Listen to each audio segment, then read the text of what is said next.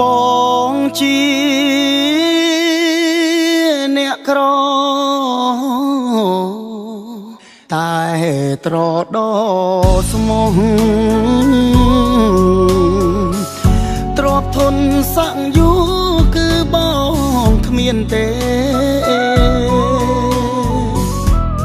បេះដូងស្មោះមួយហ៊ានថាមិនដែលគិតប្រាលួចលាក់ពីបីតែព្រមលិខិតពិតកំណាចណាស់ព្រោះមនុស្សដែលស្មោះគេຕົកគ្មានន័យស្រីផ្ដើមស្នេហ៍គេអ្នកស៊ីវិល័យចូលអ្នកក្រក្រៃឲ្យរស់ឯកាអោលុយអើយលុយខ្ញុំខ្លាចអ្នកហើយអ្នកអាចធ្វើឲ្យមនុស្សខ្លាំងសាបាយពីសទៅខ្មៅស្មងទៅរឿងសាខ្ញុំចង់ប្រាប់ថាសពអ្នកខ្លាំងណាស់ដួលមិនចង់ក្រោកឈ្ងោកមិនចង់ងើ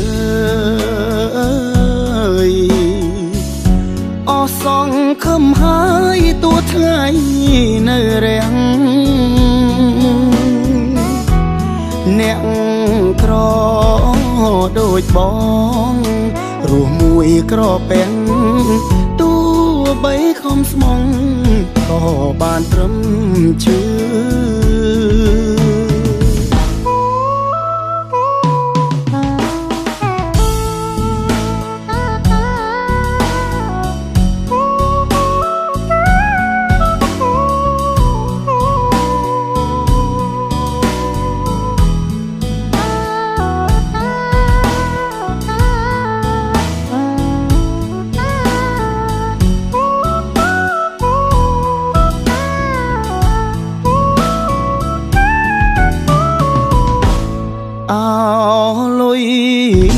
អើយលុយ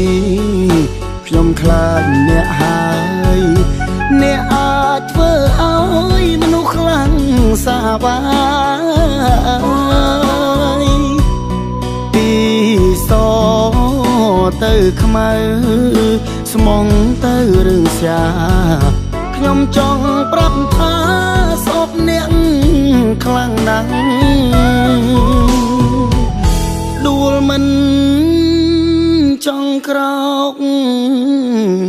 ឈ្ងោកមិនចង់ងើយអស់សងខំហើយទួថ្ងៃនៅរាំងអ្នកក្រដូចបងរស់មួយក្រពេញទោះបីខំស្មងក៏បានត្រឹមជឿ